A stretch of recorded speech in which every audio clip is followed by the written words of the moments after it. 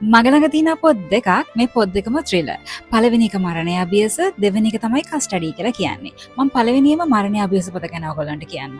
මේ පොතේ ඉන්නවා දසුන් කියලා පිරිමි ළමයෙක්. එයා යනවා එයාගේ අම්මා බලන්න හොස්පිටල් එකට අස්නීපෙන් ඉන්න නිසා.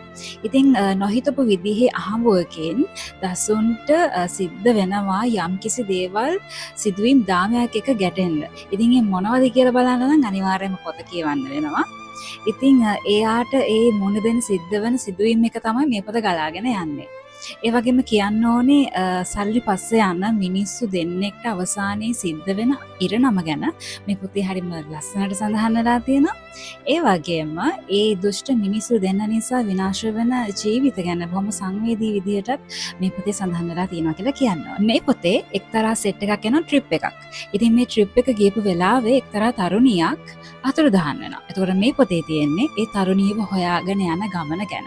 ඉතින් සුපුරුදු විදිහට අහඹුවකින් දසුන්ටත් මේ දේට උදව් කරන්න අවස්ථාව හම්බ වෙනවා. ඔයා ට්‍රිලර් වයිබ් එකේ පොත් වලට ආස කෙනෙක් නම් ඔයා අනිවාර්යයෙන්ම මේ පොත් දෙකට කැමති වෙයි කියලා මම හිතනවා.